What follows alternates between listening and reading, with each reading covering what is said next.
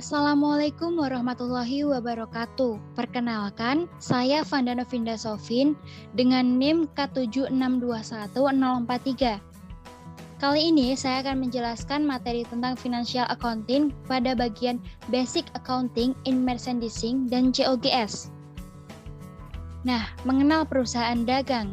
Perusahaan dagang adalah perusahaan yang membeli barang lalu menjualnya kembali tanpa mengubah bentuk barang tersebut. Contohnya adalah Alfamart, Indomart, jasa titip.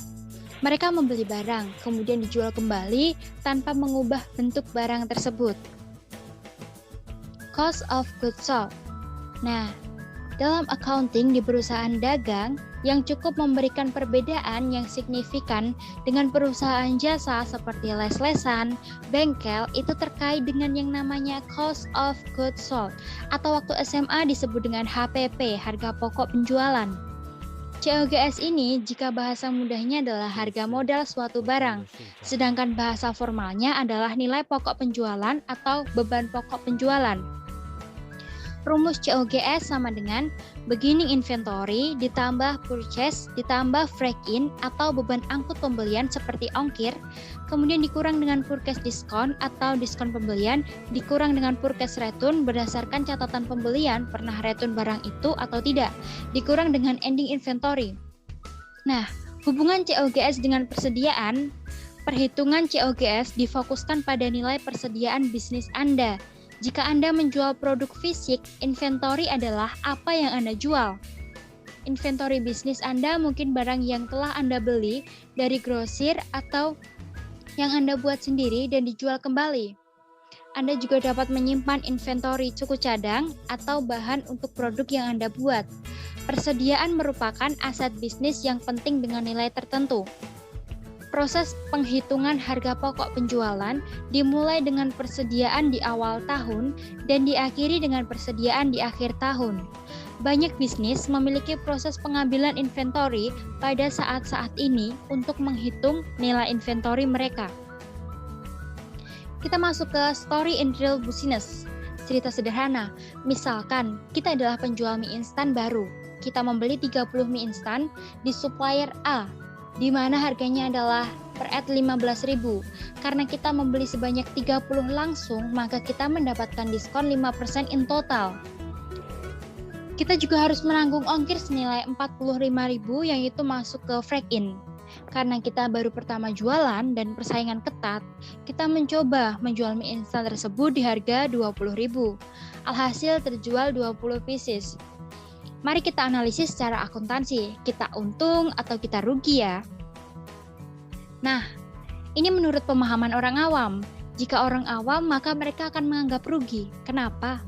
Karena pemasukan sama dengan 400.000, sedangkan pengeluaran sebesar 472.500. Jadi kita mengalami kerugian sebesar 72.500.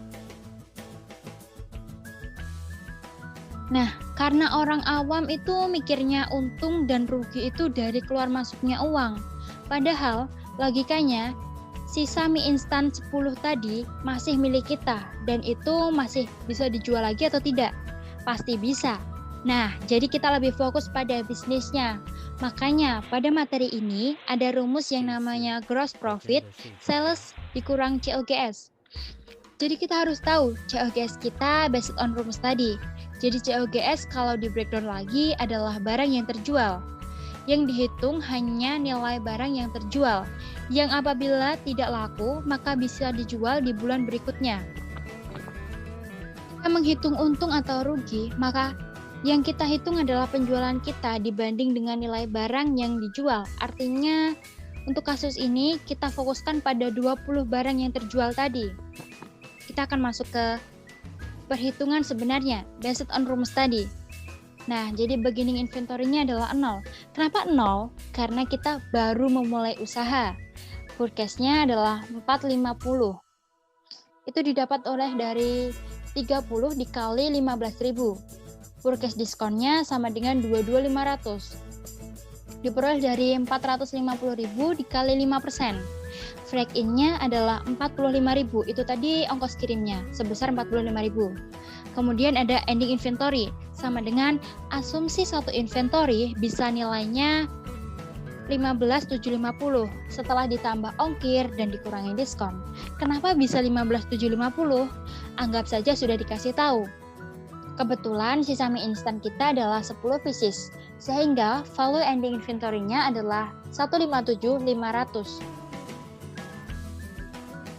Nah, ini kalau pakai rumus, maka COGS sama dengan 0 ditambah 450.000 ditambah 45.000 dikurangi 22.500 dikurangi 157.500. Maka nilai pokok penjualan untuk 20 mie instan tersebut adalah Rp315.000.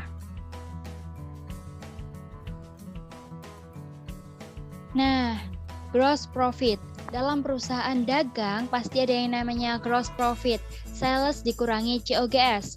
Maka gross profit kita dalam berjualan mie instan tadi adalah 400.000 dikurangi 315.000 sama dengan Rp85.000. Nah, kita masuk ke istilah lain. Jadi kalau ada soal saya belajar kok COGS, tapi kok adanya COGAS atau COGP, jangan bingung karena ini adalah istilah lain. Jadi COGS atau HPP itu rumusnya beginning inventory ditambah purchase ditambah freight in dikurang purchase diskon dikurang purchase return dan dikurang dengan ending inventory.